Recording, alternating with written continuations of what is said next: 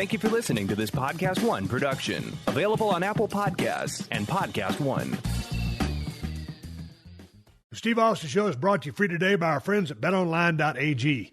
Major League Baseball season might be over, but the sports betting action just keeps on coming. The latest odds on the NFL, NHL, NBA, MMA, and college football are yours for the taking. Get in the mix at betonline.ag and use the promo code PodcastOne for your 50% welcome bonus. betonline.ag, your online sportsbook experts and exclusive partner of PodcastOne Sportsnet. The following program is a PodcastOne.com production.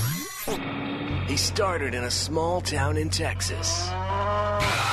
Worked his ass off to become one of the most famous wrestlers of all time. We're going to take care of business tonight, and that's the bottom line. And now he's dominating the world of on-demand audio. And he's doing it for the working man. This is a damn good outlet for me to spew the bullshit off my brain. Yeah! This is Steve Austin Unleashed. Hey, welcome to another classic episode of the Steve Austin Show. Every week, we are bringing out some of the most requested episodes of the podcast from behind the archives. We have another great one for you this week, and here's my producer, Sean, to tell you all about it. What's good, folks? It's producer Sean with another classic episode of the Steve Austin Show. Today, we are hearing from the Ace of Belts, Dave Millican, episode number 89. Original air date February 10th, 2014. Dave, of course, is a master beltsmith. I know that's not a word, but I'm going to use it anyways. He makes a lot of belts for the WWE, and he's made belts for other promotions in the past, and he goes into depth about that sort of skill with Steve, and it's a very unique profession, and there's only a few folks out there that do this on the regular. Probably aware of a guy named Reggie Parks. Reggie Parks might also be a Memphis manager, but I'm pretty sure it's Reggie Parks, and he and Dave are guys that make belts. There's also Wildcat belts out there, so it's a very limited profession in some ways, but Dave is one of the best, and you get to hear from him on this episode talking about, well, belt making and some of the stuff he's done for Steve, and also some of his wrestling memories. Dave grew up watching Memphis wrestling, so Steve and Dave have a lot to talk about on this episode. Okay, this day in Steve Austin history, let's do it. Today being November 7th, we start off in 1992 in Charleston, West Virginia. Shane Douglas and Ricky Steamboat defeated Steve Austin and Brian Pillman, the Hollywood Blondes. Then we jump to 1993 in Bayreuth, Germany. It's WCW US champion Dustin Rhodes and Ricky Steamboat defeating the Hollywood Blondes, stunning Steve Austin and Brian Pillman. Then we go to 1997 in the WWF in Toronto, Ontario, Canada, in the Sky Dome. It is Stone Cold Steve Austin, Mankind, and Undertaker defeating WWF World Champion Bret Hart, Jim the Anvil Neidhart, and Davey Boy Smith after Steve Austin hit the stunner on Jim Neidhart. And if you recognize the date, November 7th, this was just a mere 2 days before the Survivor Series 1997 in Montreal, where a lot of stuff went down, and this was one of Bret Hart's last matches in the WWF for a long time, and I believe this is one of Steve's first proper matches back after his neck injury over the summer of 97. So I find that pretty significant. Then we go to 1998 in Buffalo, New York. That's my hometown. We saw Stone Cold Steve Austin defeat Kane, Undertaker, and WWF Hardcore Champion Mankind in a fatal four-way, and Pat Patterson was the guest referee, but Earl Hebner made the pinfall. I don't know for sure if I was at that one. I think I was. I think that sounds about right. That sounds like a thing. I looked at some of the other matches there too. I think I may have been at that. So your boy got to see this fatal four-way in person. Then finally we wrap up in 2000 in Dallas, Texas for a WWF SmackDown taping where we had The Rock and Steve Austin fighting Triple H and Rikishi to a no contest after the Radicals brawled with The Rock and Steve Austin before the match. So that is your day in Steve Austin history for November 7th. I got my information from the history of WWE.com. All right, folks, thanks for joining us. We'll be right back with Dave Millican, the Ace of Belts, on a classic episode of the Steve Austin Show. The month of November is a great month for sports. You've got all the crucial NFL and college football games happening as teams look forward, securing spots for the postseason. Plus, the NHL and NBA seasons are in full gear. The betting odds are yours for the taking. Here's what's going down in college football this weekend. The Iowa Hawkeyes taking on Wisconsin. Penn State facing Minnesota. Kansas State versus Texas. And a huge SEC battle between Alabama, Crimson Tide, and the LSU Tigers. That is going to be a barn burner. Visit our good friends and exclusive partners at Podcast One, betonline.ag, to take advantage of the best bonuses in the business. Sign up today for a free account at betonline.ag and use the promo code PodcastOne. Again, that's betonline.ag, your online sportsbook experts and exclusive partners of Podcast One Sportsnet. This is Steve Austin Unleashed. Good morning, Dave. How are you over there? Where are you at, the 901? Well, no, I'm in Tony, Alabama, over here on Cripple Goose Avenue. Just checking in with you at 316 Gimmick Street. Surely you jest. You cannot be on Cripple Goose Avenue. I might be just a little bit adjusted.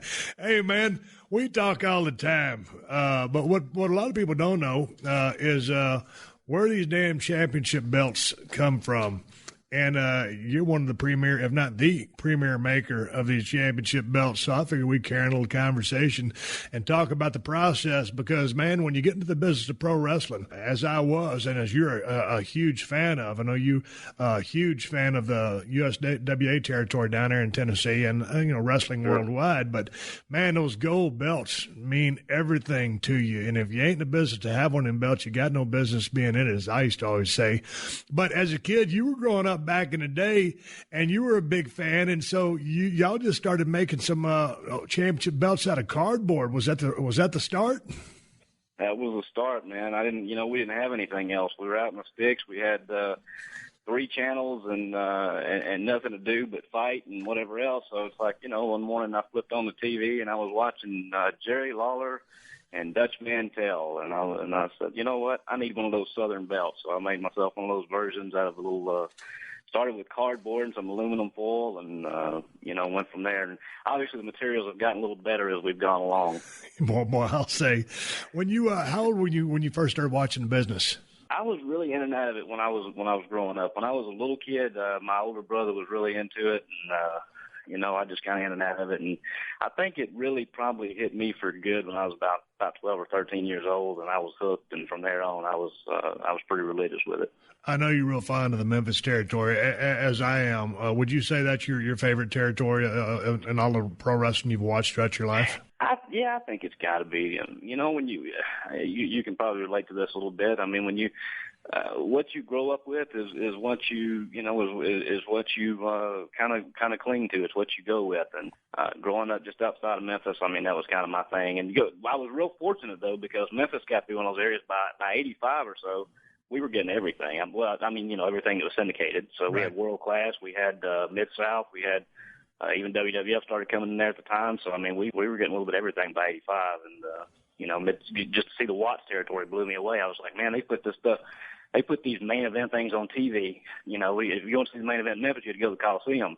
So to get that stuff was just awesome. Man, what was I know you're pretty close with Jerry the King Lawler. I know he's one of my favorites. He's one of my favorite workers, and he's one of my favorite talkers. Who else that was down there in that period of time, or in general, that guys that you looked up to or liked what they were doing? I think, most of the major feuds, of course, revolved around Jerry. And, you got the stuff with Bill Dundee, who is one of the most underrated guys ever in the business. I think Bill Dundee ought to be in the damn Hall of Fame.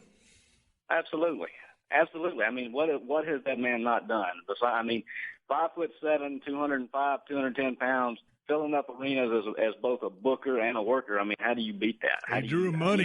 He drew money. And boy, I tell you what, when I look at, the WWE Hall of Fame, man, if they want to put a cat in it, I think superstar Bill Dundee, man, when I came down there and it was greener than grass, and it wasn't too long before I was working with superstar Bill Dundee. We were having first blood matches, and to those people that don't know what a first blood match is, it's when the first person to make his opponent bleed wins the match.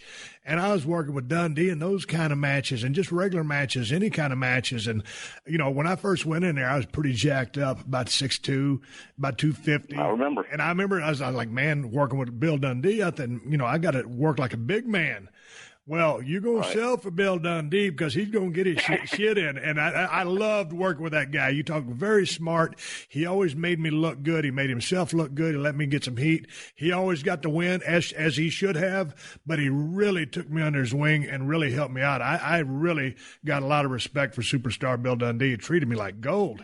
And that guy, man, you talk about promos, some of those old vignettes they did back in the USWA days, whether it was Jerry Lawler or Bill Dundee, a bad reputation on the motorcycle, all that stuff. Right. I mean, they were way ahead of their time. They were putting out some damn good TV. Absolutely. As a little side note to all the praise for Bill Dundee, I got to run some shows and did that for a while in the 90s, and Bill came and worked for me some. And we had this guy from St. Louis in there who was just what I call kind of a high spot monkey. I mean, he was 100 miles, and he could do some incredible stuff, but he was 100 miles an hour, never slowed down. So Bill had him in the corner one night talking to him.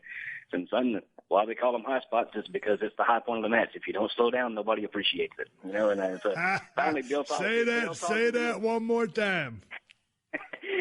They call them high spots because it's the high point in the match. If you don't slow down, nobody appreciates it. God dang. So That's Bill's good doing shit this there. thing, and he's got these. Finally, he gets red in the face, and he turns around and says, damn it, son, I can't talk to him. I need you to go. Try it. You try it. I'm done with him.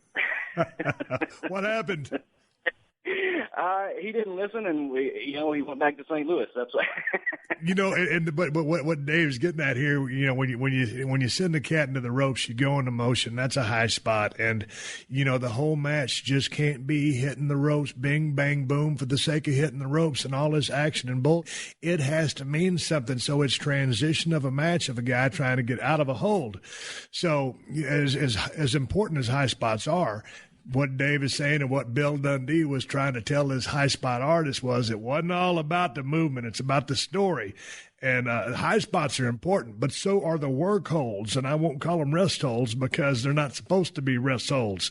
But there's periods, there's got to be commas, periods, and exclamation points in those matches. And that's what Bill was trying to lay into this cat in the corner that night. I cut you off. We got segued, but talk about some other guys from that territory in the heyday there, Dave. Our buddy Dutch Mantell, man, both of us, of course you got a very strong connection with Dutch because of your history there, and I think most people know about that. And you got Dutch, man. Dutch is just such just such an incredible worker on all fronts. I mean, and of course this is not the conventional thing. When you're talking Memphis, you got to talk about the Andy Kaufman thing, and Andy came in and had that run and with Jerry, and that was just so surreal to be sitting in the crowd. I remember sitting there one night, and Andy Kaufman shows up unannounced. They didn't use him to draw money that night because he just showed up unannounced, got in the ring to start berating people and getting heat, and it was just awesome. And as a little side note to that, you asked the King one time who the Colossus of Death was. You remember asking him that? Yeah. And I found out, but tell me his name. Duke Myers. Duke Myers. I had a bunch of people send in some emails to my show, and they said that the Colossus of Death was Duke Myers. Right. But, we were such a high bed down there, man. I mean, and Austin Idol had a great run with Jerry. So much of it centered around Jerry because, being a top guy in the territory. I want to talk about the stories revolving around Jerry Lawler, and then you had Dutch Mantell, a strong personality, and, of course, Bill Dundee. So 3 top guys, all in the mix.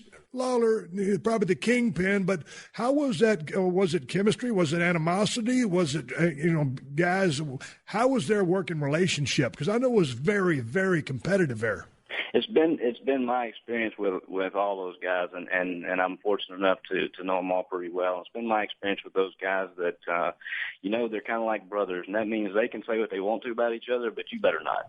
And I just got that kind of admiration for all of them based on that because that's their deal. I mean, Jerry and Dutch were actually born literally on the same day. I don't know if you knew that or not. Not just the same birth, literally the same day. Yeah. Hours apart, and those guys are just the chemistry there, just unbelievable. Dutch, in my opinion, of course, he's doing the WWE run now, but I mean Dutch. again, one of the most underrated guys for all aspects of the business. What has this guy not done? And a great mind for the business, because he booked USWA for a while. He booked Memphis, but he booked a lot of successful periods in Puerto Rico. Went down to TNA, was booking down there, and then he was booking the Knockout division. Brought that up. Then they jettisoned him off for some reason, of which I don't know. But a great mind for the business. And one of the guys that I picked up phrases from without even trying to, because now when people don't get it, guys like you get it. If I say we can get around with each other, you'll say something, and it's a little off the wall, but you say, oh, don't get hot about it. Yeah, that's where I got that. And we'd be riding down the road, and he asked me a question, I'd give him an answer, and he'd just go, well, don't get hot about it, like you were really mad. I stole that from Dutch Mantel myself. Me too. What else did you steal from him? Well, nothing I won't talk about because there might be some charges in there somewhere. We don't want to get anybody. We don't want to get anybody in trouble. Hey, man, there was some great tag team action over there as well during the heyday. Oh man, you kidding? I mean, people look at those Fabulous Ones vignettes now, and they're like, "Oh, that's so." But you just got to. Everything is relative to the time period, and you got to understand, man. And in 1983, these guys were just over like crazy. I mean, you got, of course, Jerry. Again, it goes back to Jerry Lawler, great tag teams with Bill Dundee and Austin Idol and all these guys. But, right. I mean, we talk tag teams, man. You got to talk Steve Keirn, Stan Lane. I mean, geez, those guys were just incredibly over. It was just they started the whole thing that led to the Fantastics, the Rock and Roll Express, all these spinoff teams. And no disrespect to those teams, but that's they were created in the mold of the Fabulous Ones. Were the Fabulous Ones indeed before the Rock and Roll? Oh, yeah. Oh, I didn't know that. I mean, obviously, I'm a big fan of the Fabulous Ones, and Steve Keirn and Stan Lane. I mean, back in the day, two good-looking cats, and man, they started putting these little vignettes together. And I think if you probably went on YouTube, you could find these things. But man, and when you look at them now, they're kind of a little bit campy or hokey. But that's just because we're in 2014. Back in the day, that was cutting edge. And sharp dress, man, all that stuff, and it was gold. And those guys were superstars, and they could work their ass off, and they both had a ton of fire. So, brother, when they were selling, you wanted them to come back. And when they started coming back, you cheered for them because they had fire, and people believed in their ass.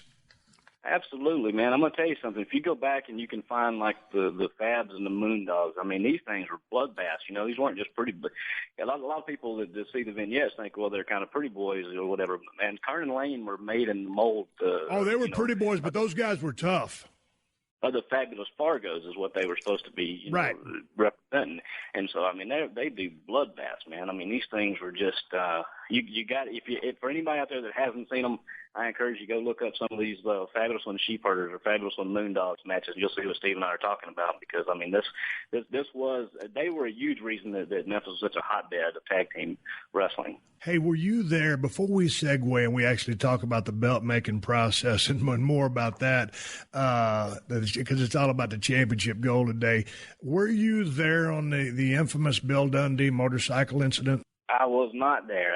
I know all about it, but I somehow or another, that's one of the rare nights that I missed in that time period. I actually didn't even realize it happened in Memphis. I thought it was happening in like Louisville or something until I think our buddy Jim Cornette had said it was Memphis, and then I never questioned. If Jim said it was Memphis. So yeah, I just know it happened. But you weren't there that night. Yeah. No, I hate that I missed that, but I'm glad I wasn't sitting in the front row. I'll tell you that. Bill Dundee, the spotlight hit him on that motorcycle. It careened out of control. What is it, out of all the stuff, because, man, USWA was one of the premier territories for just kind of some off-the-wall angles. What were some of the angles that you really enjoyed? Craziest stuff I saw, I think that craziest stuff I saw was just goes back to how intense it was back then, and it's really not like a crazy gimmick match or anything, but just to show you just how crazy things could get in the Mid-South Coliseum. I remember the night that Austin Idol shaved Jerry Lawler's head.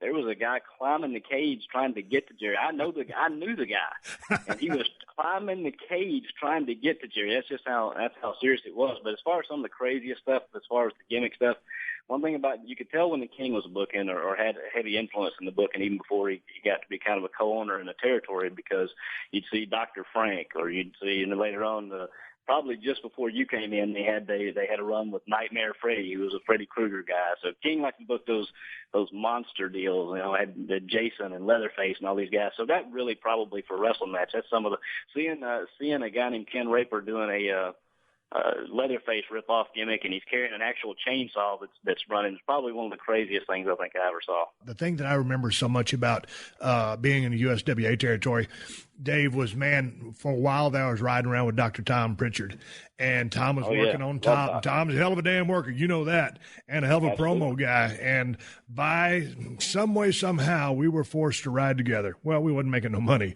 And Dirty White Boy, Tony Anthony, had gone to Japan, and so Tom was driving that car, and I had my Hyundai Excel. I think I did when I had came back, and I wasn't riding with Dutch and Chris Champion anymore. And so, you know, Tom needed a riding partner, so I was that guy.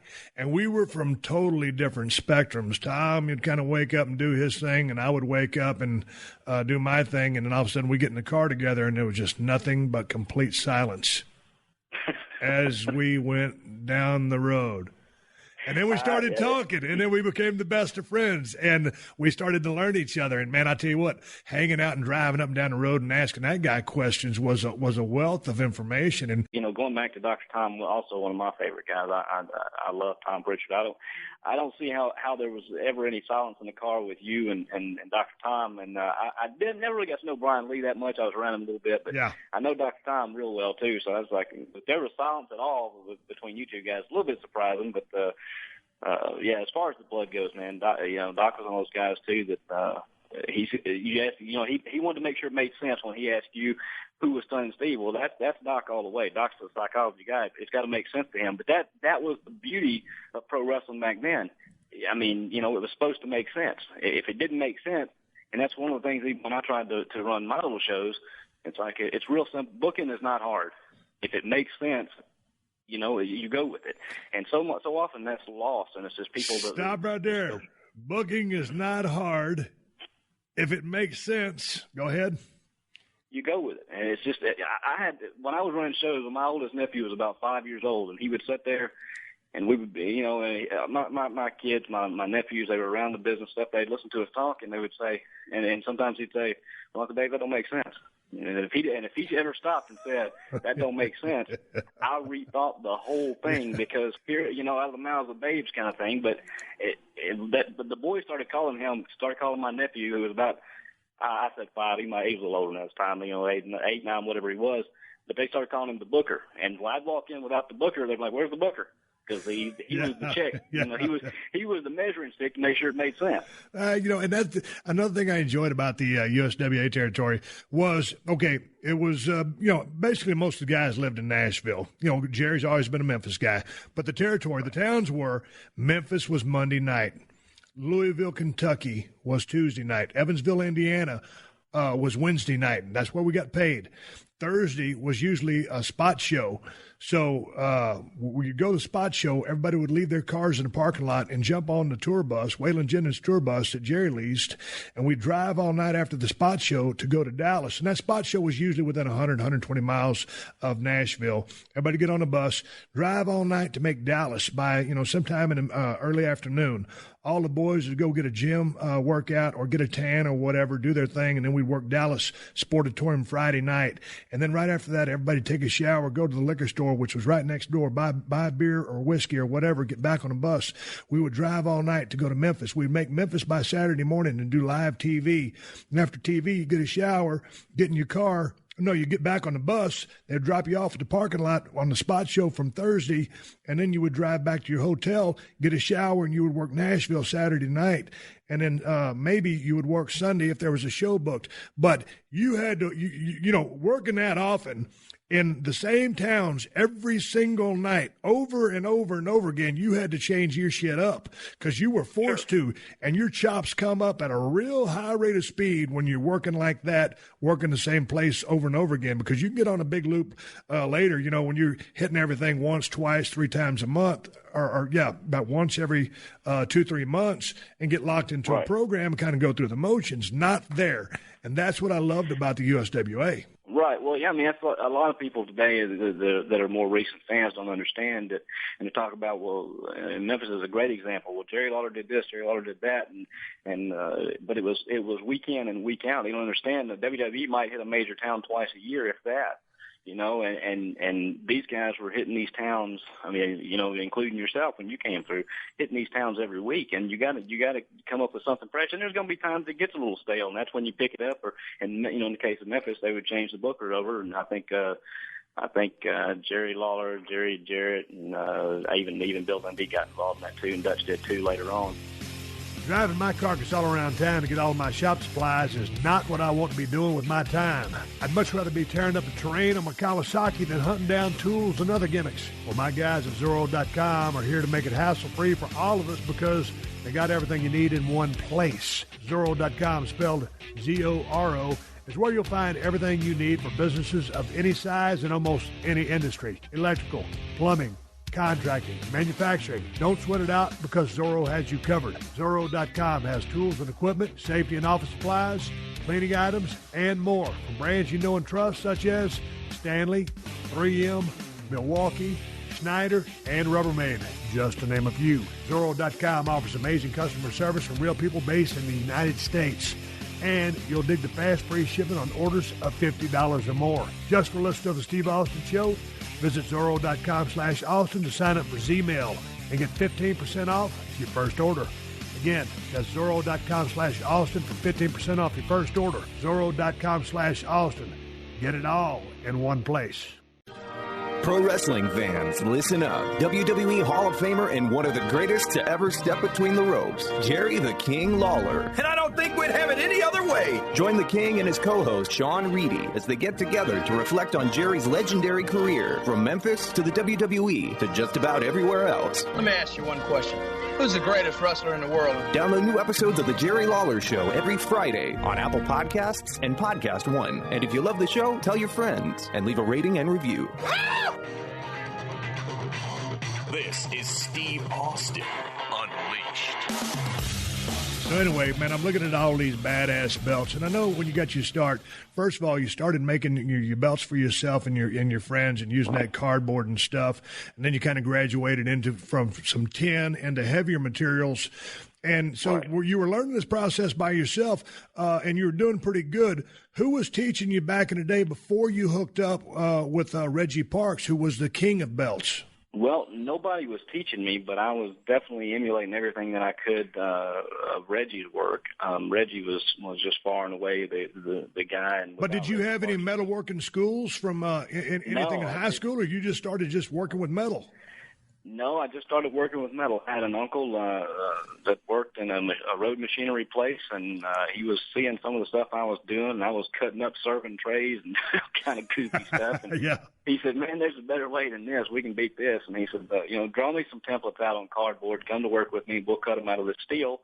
We'll buff the rust off the steel, make it shiny, and then you can kind of work with it from there. So, that was kind of the start of getting into metal. I was a couple of years into it, and I was using everything I could find. And my uncle kind of helped me out and got me going with some metal. And from there, I started using trophy pieces on the metal. And by then, I'm selling to some of the little outlaw shows and things like that. And so I mean, it just kind of went from there until, and then, I never tried to get Reggie's attention. Reggie Parks, who was just, without Reggie, there'd be no belt business. But I never tried to get his attention. I just wanted to order one of his belts because he was the best. Reggie Parks is from Canada. He wrestled in Stampede, wrestling for Stu Hart. Had a long career. And kind of, he got, once he kind of reached the end of his wrestling career, got into the belt making business and probably started in the late 60s. So there in the 70s, 80s, and 90s, all the badass belts, the beautiful belts were pretty much made by Reggie Parks. Now, I know that he was a big influence for you, and I want to get into that part of the story. But there was another co-worker of his back in the day, Nikita Molkovich, who was making belts around that era as well. I didn't know if you'd ever seen or come across any of the belts that he was making. I don't think he was quite on Reggie's class. He was kind of a different. He went a different way, and he made a lot of high-profile belts too. He was really the only guy that was competing with Reggie for that business. And he did what we call cast belts, and he would make these molds, and he was really, really good at it. They were crude compared to Reggie's belts, right, but they were still he made some iconic belts. I mean, the belt that Superstar Graham and Bruno and Bob Backlund wore, he made that one with the big eagle across the front. So Mokovich made some great stuff, and I've been fortunate enough to track down and own a couple of his belts at different times. But, I never crossed paths with him, and he's passed away, and I've been able to go back and remold some of his stuff and work with it. And, he definitely was an artist and definitely was a craftsman in his own right, no doubt about it. To me, nothing beats the Reggie Parks belt, but Nikita Mokovich, his real name, Alex Molko, and he was quite a craftsman himself. I think somebody in his family actually told us that he went on and stopped making belts and got into making violins. So, I mean, he was just an all-around craftsman. Fast forward, and you're making your belts, and you're doing pretty good. You're selling some outlaw organizations or indie-type things. You wanted a belt, and so you called the man, Reggie Parks, the king of belts, and you guys kind of struck up a conversation, and you bring up, by the way, I make belts, and he says, hey, send me some pictures. Exactly. That's exactly how it happened. And I thought, and he was, because that's just Reggie. Reggie's just such a nice guy. And, but I mean, I just thought he was being nice. And, I called him back the next week after he got the pictures, and he says, man, there's a lot of potential there. Why don't you do this like I do it? Well, that about knocked me out. It's a good thing I wasn't on a chair because it would knock me off of it. I wasn't prepared for that at all. And I said, I'd love to. And he started opening some doors for me and helping me out. And, we went from there, but it started off. He kind of figuratively held my hand through that whole process at first, because I knew nothing about the etching process and the way that Reggie was making his belts. The stuff I was copying, I was still using everything by hand. My steel that I cut out of my uncle's shop, and just using this different embroidering paints and things to raise the artwork on the plates, and everything was going to be well below the quality of Reggie's belts. And it wasn't as simple back then. It's just, let's get on the internet and Google it and see how he does this. Right. So I didn't have a clue how he was making those plates. And so he just opened that door in a completely unexpected way. I never asked Reggie for that. I would have never been gutsy enough to ask Reggie for anything like that. But now you're based at this time, you're based out of the Memphis area, right? Right. And then Reggie's based out of Tucson, Arizona. Did you ever make the ride to Tucson and hang out with him one-on-one and go through the process, or this is just all over the phone? No, it was all over the phone, and we were keeping FedEx busy, and I'm still not, of course, knowing everything and handling my business through still the same engraving company in Tucson that Reggie started with. But I don't spend time in Tucson now. I'm down here in the South. We just keep FedEx real happy now, Right. Is Reggie still making some belts? He is. Reggie's in his late 70s now, so he's slowed down considerably. But yes, he is still making belts. Much more slowed down these days, from when we were running real hot together. And but I mean, he probably just loves the process and doing it more than anything. I mean, because he does. You pretty much have the bulk of everything out there. I mean, like you're making belts for WWE, WCW. You made belts for World Class Championship Wrestling, TNA, UFC, WEC, Ring of Honor, Bellator. I mean, and probably some stuff over in Japan. What else are you making right now that I haven't mentioned? Well, I mean, there's even these smaller MMA organizations. This week I'm working on, I got a regular client in California. It's a casino in California, runs MMA fights. So, I mean, they're just kind of all over the place. You talked to Gabriel Iglesias the other day. I mean, made a belt through his management team for him. So, I mean, you just never know. They're made for a little bit of everything. Reggie opened such doors for me, though, and I get kind of credited with some of the stuff that Reggie did because I've recreated so much of it. And, I try to never take credit for what Reggie did because, Reggie was making those belts, those WCW belts and things like that, and world-class belts. And even my own web guy at one point in time was throwing stuff up left and right because he's seen so many of these belts from me. And I'm thinking, well, yeah, but you got to know the original started with Reggie. And I always like to make sure that credit goes where it's due. But, tons of stuff for Japan, man, IWGP belts. Pro Wrestling Noah belts over there. So I mean, they're worldwide. We sent belts to Russia last year. That's funny because, I mean, you and me talk, and, when you and me talk, it's just two cats. And I just think, I'm talking to Dave today. Man, this is a hell of a workload. Take me through, I mean, what your normal day or week is. Because, I mean, dude, you're trying to crank out a pile of belts here for one cat. Right. Man, it's just that's just it. There is no normal week for me. I mean, one week might be working around the clock trying to meet a WWE deadline or deadline for Bellator or something along those lines, and the next week might just be all collector belts. And while there's still pressure to get them out, there's nothing like the pressure of meeting those deadlines. You can't tell people that have millions of dollars on the line for a pay-per-view event, well, sorry, the belt didn't get done. So, but as far as I mean, sometimes again it's round the clock for me, and I don't stop until I've got a project finished. And other times, I'll do an 8, 10, or 12-hour day like normal folks. So there's just absolutely no normal weeks for me because it's all over the map. Now I know if you're getting the plates or some of the artwork done in Tucson, everything gets FedEx back to you. You're the cat actually attaching it to doing everything but attaching it to that leather strap, right? Right. I mean, we start with our process starts if it's something custom, something we haven't done before. I mean, my buddy Rico, man. I was fixing to bring Rico up. Go ahead. Absolutely.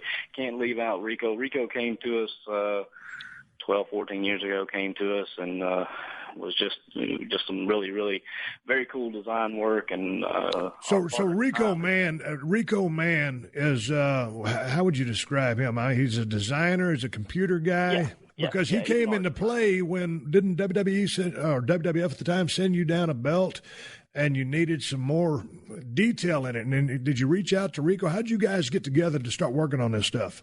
He reached out to me, and it really wasn't that uncommon. I was getting I still get offers from people saying, "Hey, what about using my designs?" And I'm not really out shopping for them because just no real need to. But something about Rico's stuff really caught my eye, and I talked to our partner at the time, who's passed away, Ed Schumann.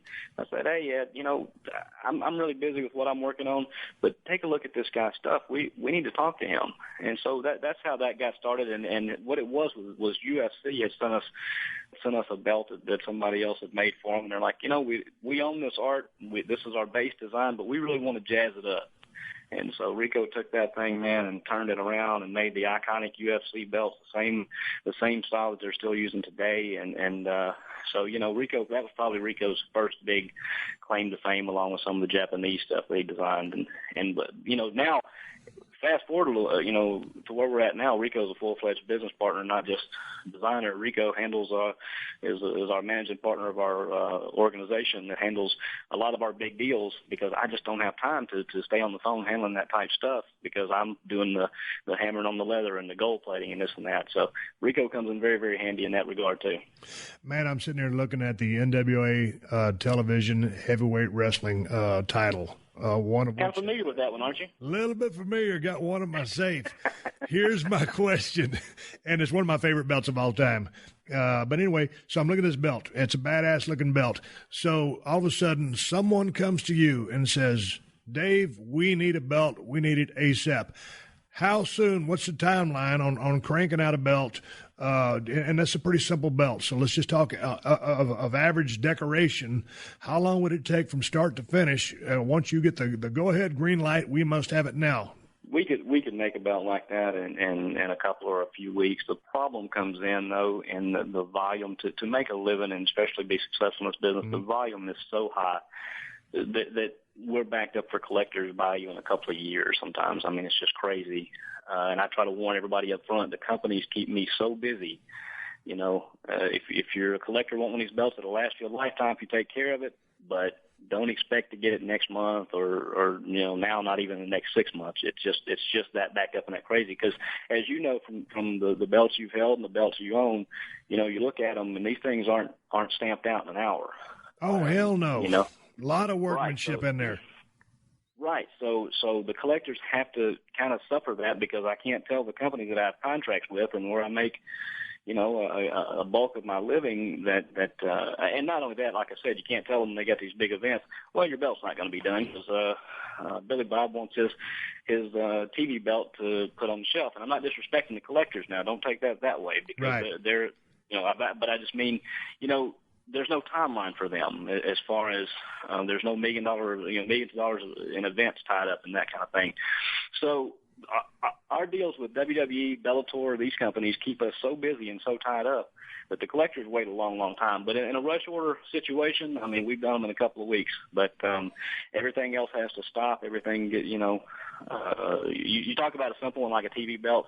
I mean, not everything else has to stop or something like that, but generally the companies, especially these days, they're not as big of fans of those classic belts like the TV belt that you and I love, and they want to kind of reinvent the wheel, and these things sometimes have thousands of jewels that we're setting in them, and they have different layers to them and all this stuff, and it just takes a lot of time.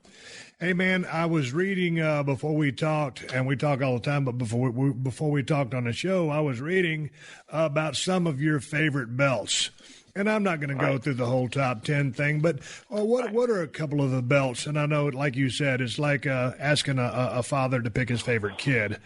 But what are some of the favorite belts that you've seen or made that are really special to you? Man, I love the classic belts. You know that. I mean, I know everybody out there doesn't know, but you know it. We've had that talk so many times. I love the classic belts. You mentioned that TV belt. That's one of them. The WWF belt that, you weren't the biggest fan of, but it's just iconic for Reggie, and it's iconic for me. The one you retired when you beat Shawn. Which one, the Winged Eagle? Iconic. The Winged Eagle belt. Yeah. That's just such an iconic belt, and I just love that belt and what it symbolized and all the guys that wore it. That belt, that belt is sitting in my safe. It's still got the one broken wing on it, and that's why I was retired. And right. But anyway, that belt sits in my safe. Keep going. Yeah. Of course, how am I not going to add the 10 pounds of gold, the NWA World Heavyweight belt in there? I mean, about my book with my buddy Dick Bourne, 10 pounds of gold, and I mean geez, when you're growing up and the time frame that we grew up in, that was the World Heavyweight title. So, I mean, how do you not love that belt when you're in our age range? I love it. I adore that belt, as well as the big gold belt that followed up, the really expensive belt, Ric Flair big gold belt. That's one of them. Man, the world class belts. Kerry Von Erich's belt that unified with Jerry's AWA belt. Man, that was, all of those classic belts like that are mine. As far as ones I've made that I think are cool, I mean, man, we just did a camouflage belt about 6 months ago for Jay Briscoe, Ring of Honor. I love that belt just because it's unique. I'm more of a classics guy, but if you're going to get into stuff I'm doing now, I mean, I like that one because it's unique. It's the only time I've ever done a camouflage strap with shotgun shell snaps. Yeah, 12-gauge snaps. So, you got those. The IWGP belt, the fourth belt that Rico designed. I mean, man, that thing is wow. Beautiful. Yeah, that's a badass belt. Yeah, so those are among the ones that I like, and I could probably, if you ask me that again next week, I'd probably name 5 different ones. Hey, check it out, man. I'm just passionate about it. Hey, and doing a little bit of research and, kind of going back and forth on some of the belts. One of my favorite belts, I mean, it's not a favorite, but I used to love to hear the name because I always wondered what it meant. The NWA Western States Heritage Championship. That, I'm reading this straight off of Wikipedia, was a short-lived National Wrestling Alliance title in World Championship Wrestling that was filled via a tournament in the Universal Wrestling Federation in 1987 and defended in WCW until it was abandoned in 1989. Now, Barry Windham had that belt, and then I guess he dropped it to Zbyszko. I think Zbyszko vaulted for AWA and took that belt with him. But I always remember when Barry came to the ring, where with that Western States Heritage Championship, what did that actually mean? The Western States Heritage, and it's based out of the NWA. I think we would probably have to go ask Dusty Rhodes that, because I believe that was a Dusty creation as far as the title goes. Reggie made him a beautiful belt, no doubt about it. It's a shame that only two guys got to wear it before they did away with it. But yeah, at that point in time, I mean, it got to be a little much, and I love seeing the belts, man. But gosh, Jim Crockett had so many different titles because they ran so many different towns, and they might be running 2 or 3 towns in a night. They just send champions to different, so they'd have title matches on each card, and you're running 3 towns a night. You want to put title matches on each one of them. But Western States, man, I think we'd probably have to go ask Dusty, because back in those days, what happened is Dusty would just call Reggie and say, "Hey, man, I want a belt. I'm gonna call it the Western States Heritage belt, or I'm gonna call it whatever." Now, Now, have you ever seen that belt in person? I mean, or do you think Zbyszko was the last person that had that thing? I wonder if he's the one that has it. Larry had the belt. I believe it ended up maybe with when Larry went to Florida and some of his other family stayed in Minnesota. I've heard it stayed there. I really don't know. I've never seen Larry produce it. The only time I ever saw it was when it was still in use, and they would come through. Crockett would run an occasional once or twice a year show in Memphis. I did see it then, but I think that was the only time I ever saw it. Now, you make belts, you repair belts, but you also collect belts. So just as far as on the collecting side of Dave Millican, how many collector belts do you have? I probably altogether, and I'm just guessing, I probably got 35, 40 belts. But, I mean, as far as the ring use stuff, I'm kind of in a small circle, man. I got a few friends, and we just kind of flip them and flop them back and forth. And I think right now I probably got 10 or so ring used belts, and then got that great WCW world belt that came into play when Ric Flair took the big gold belt to WWF at the time, and so I got the one that started with Luger and went all the way through. Went all the way back to when Flair came back and he took it from Vader. So I got that one. I got one of the old AWA World Tag belts that the Road Warriors retired. Gosh, man, I'm trying to think here. I don't have any in front of me right now, but I got that one. I got one of the NWA belts held by everybody from the Freebirds to Tully and Arn and Rock and Roll and all those guys. So got one of the NWA tag belts there, and I'm pretty proud of that one. I have a WCW television belt that you have some history with. So I know you've got some stuff that we might not want to put out there, but I know you've got some stuff, and I've got one of those too, one of the old WCW TV belts. Oh yeah, man! I was again, it's one of my favorite belts. Hey, I was reading that a lot of times, I mean, as a collector, you don't like to buy back your own stuff, but one of the belts you bought back was the Mid-South Wrestling North American Championship belt. Right. And give me the reason for that. I was reading about it, but so you saw this thing. What happened? Well, first, if anybody is not familiar with that belt, go look it up online. There's several North American belts. This was the last one, the gigantic North American heavyweight belt that Steve's talking about. And a buddy of mine owns that thing, and I'm the only guy that's ever been able to replicate it right off the specs of the original. And it was such a pain to do, man, just such a nightmare to do, that I told the guy that I made it for, hey, if you ever want to move this thing, I'm not going to make myself one. I don't have that kind of time to be making myself belts that are this complicated, but if you ever want to move it, let me know. And last year he said, hey, man, if you're interested, I'm going to let go of that belt. I was very interested because I wanted it, but I didn't want him. Didn't want him to know it. Yeah. I didn't want to know just quite how much I was interested in getting it back. So played that little game maybe, but yeah, I went and bought it back, man. Generally, I'll collect an old Reggie belt or an old Malkovich belt or something, but that was one of the rare times when I went back and bought one of my own belts back because, man, that's just, they used to say it weighed 27 pounds on TV, 27 pounds of silver and gold, and it's not really 27, but it's heavy enough. I bet it's probably 14, 15 pounds, and just a monster of a belt. Hey, about a year or two ago, Ric Flair's, what belt was that was on the market for? It was the original NWA belt, correct? It was. Yeah, and someone had reached out to me to see if I wanted it, and of course, I wouldn't, me, I'm cheap. I wouldn't pay the coin for that thing. But that was the real McCoy, the belt that Harley Race had carried. Right. It was the original belt. Rick had a deal with some people over at Hotspot, or the main guy, hotspots.com, and whatever, and they weren't able to come to terms on working it back out, and I think they finally did resolve it, and it went back to Rick, and then after it went back to Rick, it now actually is owned by WWE. They have it. That's where it finally landed, and I think now that they've got it, that's where it'll stay. But I'm glad that the WWE ended up with that thing because that's such a special belt. At least it should belong to someone in the business or who loves the business. I think WWE is both, and such a huge part of history. I think one of these days, if WWE actually builds a physical Hall of Fame, this would be one of the most important things in there, obviously. I've heard a lot of the people who kind of fancy themselves to be wrestling purists have a real problem with it going to WWE. I couldn't agree with you more, though. That's where it's going to be stable. That's where it's going to eventually, when they do this brick and mortar Hall of Fame, which I think will eventually happen, that's where that belt needs to be, because it needs to be. It needs to be seen, and that's why I say that. If someone is an NWA purist, well, obviously, everybody's got their own opinions. But again, for someone who is in the business now and will be for forevermore, I'm glad that WWE has that belt.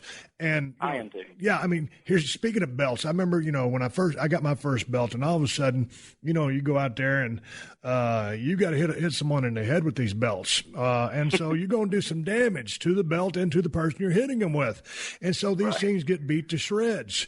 And I remember, I was a guy when I had mine, I'd always pack mine in my suitcase. And I would check it. Many guys wouldn't check. Probably about all the guys that had belts, probably about half checked them, half did not. And, boy, it was always a state of paranoia if you lost that son of a, because, that's the damn belt. But, it just wasn't cool to go through the metal detector with a championship belt. At least for me, it wasn't. But those things take a lot of damn damage. And I was reading about now with the high-def television that many times they'll have a TV belt that is not chipped up, scratched up, beat up so that it looks great on TV and that they're not traveling with that belt. So is that a correct statement? Yeah, it is correct. They're running with at least two of everything. Right. Is our goal is to have at least two of everything. Sometimes there's as many as 4 or 5, but we're trying to have at least two of everything. And one is a road belt, like what you were describing, with the talent carries with them. And in the days when you were running hot there, the belt was the belt. You kept it with you. But now the talent has one because they're always doing appearances and whatever. So they have to have the champions have to have a belt with them. But we try to keep, in this high-def age, we try to keep the better-looking ones for TV. And even they take abuse, as you know. Oh, yeah, absolutely. They're bounced around pretty good, but still they're bounced around a couple of times a week versus being bounced around every night of the week. And through the airports and all that, because the WWE has a guy that handles the high-def belts and keeps those with him, and so they take a lot less abuse than the road belts that the talent are carrying with them. And that white Intercontinental belt in particular looks rough really, really quickly when it's being put in the bag with the boots and the sweaty tights and all all that, and dragged through the airports. In particular, that one looks rough really quick because of all the abuse it takes. Let's give it up for Geico for supporting the Steve Austin Show for all these years. In just 15 minutes, you could save 15% or more on car insurance. Geico has been offering great rates and great service for over 75 years. And anytime you need help, you can speak to one of their trained specialists 24/7. Go to geico.com and start saving cash. Extra money in your pocket? It may just be the most rewarding thing you do today. All right, everybody, give me the go-home cue. It's time to wrap up this podcast and ride off in the sunset. Don't forget to rate and review the Steve Austin Show on Apple Podcasts and tell your friends to check us out. If you want to reach me here on the podcast, send an email to question@steveaustinshow.com. And, by the way, if you send me a question, everybody's asking where you can get Broken Skull IPA from El Segundo Brewing Company. And you can get it at Whole Foods and Total Wines if you live in Cali. We're all over the place. We just made our way out to the East Coast in Massachusetts, New York, and New Jersey. So check out the El Segundo website and look on the interactive map to find a location near you that sells it. Get it while you can. It's selling out fast. King of Attitude shirts are available now at Pro Wrestling Tees store. And check out ProWrestlingTees.com/Steve Austin for those shirts, along with all of my other Broken Skull Ranch apparel. I want to say thank you to all the fine sponsors of the Steve Austin Show, especially 21 Bridges, WWE 2K20, Zorro.com, Geico, and BetOnline.ag. That's how I'm able to do this podcast for you twice a week for free. Please support them because they support us. If you need more info on my sponsors, check out the show description to this episode for details. Folks, I am on social media, Twitter and Instagram, at Steve Austin BSR. And if you see me out in the woods, you will see me sitting on a Kawasaki, and that's the bottom line. Until next time, my name is Steve Austin, and I will catch your ass down the road. Download new episodes of Steve Austin Unleashed every Thursday at PodcastOne.com. That's PodcastOne.com.